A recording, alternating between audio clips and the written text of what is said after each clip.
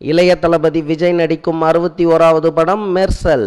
இப்படத்தை அட்லி அவர்கள் இயக்குகிறார். இவர் ஏற்கனவே விஜய்க்கு மிக பிரம்மாண்ட வெற்றி படமான தெறி படத்தை இயக்கியவர். இப்படம் இவருக்கு 3வது படம். இப்படத்தை தேனாண்டாள் ஃபிலிம்ஸ் தயாரிக்கிறது. இது அவர்களுடைய 100வது படம். இப்படம் அக்டோபர் மாதம் ரிலீஸ் ஆகும் என அறிவிக்கப்பட்டுள்ளது. இந்த படத்திற்கு இசை ஏ.ஆர். ரஹ்மான். விஜய்க்கு ஜோடியாக 3 கதாநாயகிகள் நடிக்கிறார்கள். காஜல் அகர்வால், சமந்தா, நித்யா மேனன்.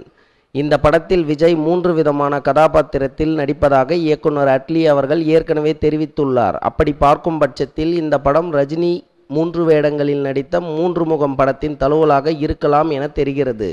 ஏனென்றால் அட்லி அவர்கள் இயக்கத்தில் ஆர்யா, நயன்தாரா, நஸ்ரியா நடித்த ராஜா ராணி திரைப்படம் 1986ஆம் ஆண்டு மோகன், கார்த்தி, ரேவதி நடிப்பில் வெளிவந்த மௌனராகம் படத்தின் தழுவலாக அமைந்தது.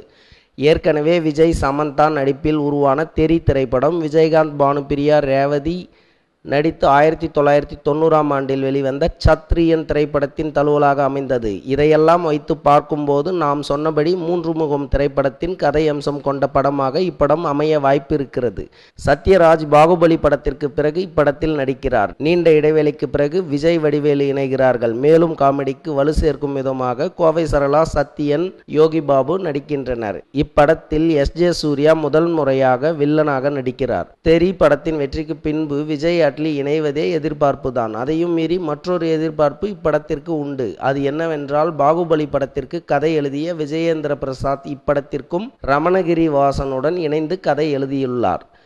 தளபதி படம் வெளியாகிறது என்றாலே ஒரு பரபரப்பு தான். ஆம், விஜயின் இந்த படம் வெளிவரும் அதே அக்டோபர் மாதத்தில் தான் அஜித்தின் விவேகம் வெளிவர இருக்கிறது. எப்படியோ அக்டோபர் மாதம் தளபதி ரசிகர்களுக்கு ஒரே கொண்டாட்டம் தான். தேங்க்ஸ் ஃபார் வாட்சிங்.